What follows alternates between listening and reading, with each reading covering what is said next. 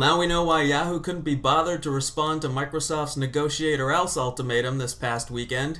Yahoo CEO Jerry Yang was busy with the birth of his new daughter. What was at the top of Yang's father-to-be reading list? What to expect when you're expecting a hostile takeover.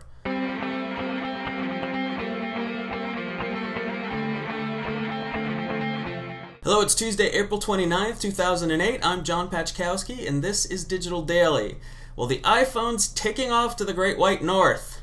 Apple and Canadian wireless provider Rogers Communications have finalized a deal that will soon bring the iPhone to Canada. It's good news for Rogers, which had suggested prior to the iPhone's launch that it would offer the iPhone in Canada, but was later forced to admit that it hadn't even inked a deal with Apple to do that.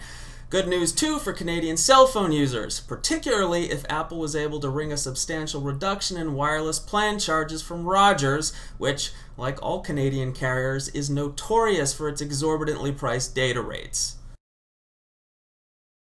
Good thing Google's recently backed away from its informal company motto, "Don't be evil."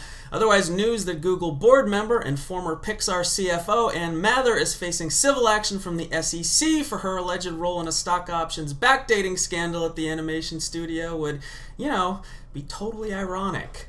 In a regulatory filing Monday, Google said that Mather was notified last Wednesday that the SEC planned to recommend civil proceedings against her alleging violations of federal securities law.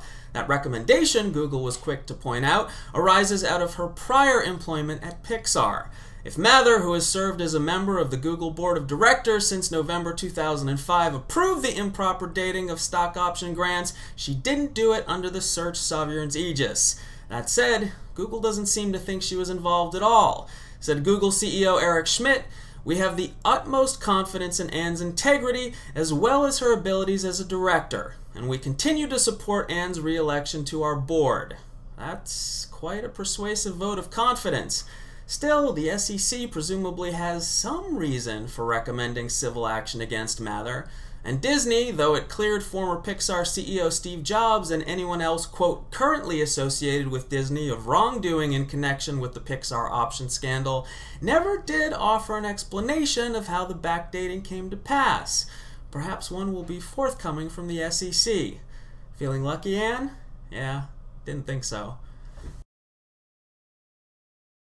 Windows XP will hit an end of life. We've announced one. If customer feedback varies, we can always wake up smarter. Microsoft CEO Steve Ballmer, April 24th, 2008. Well, if this doesn't count as the sort of feedback that would cause Ballmer to, quote, wake up smarter, I'm not sure what does. Heeding the cries of their Vista-averse customers, Hewlett-Packard, Lenovo, and Dell are now offering customers who purchase machines running the business and ultimate flavors of Windows Vista the chance to replace it with Windows XP Professional. And they're doing it in a way that will keep Windows XP around well beyond the June 10 deadline Microsoft has set as the end of its retail sales. How? Well, remember that downgrade to XP option Microsoft quietly offered PC makers last summer? The one that Mike Nash, corporate VP of Windows Product Management, said was designed for, quote, customers who need a little more time to make the switch to Windows Vista? Well, HP, Lenovo, and Dell are exploiting it to their full advantage. HP and Lenovo are shipping XP Pro recovery disks with qualifying machines, and Dell has gone one step further and volunteered to exercise those downgrade to XP rights on their customers' behalf. If you'd like your new machine to run XP instead of Vista, Dell will install Vista on it and then purge it and replace it with XP. All of which seems a bit ludicrous, really. Why bother with such a charade? Perhaps because every downgrade to XP counts as another copy of Vista sold? That's it for Digital Daily. Thanks for watching. I'll see you again tomorrow.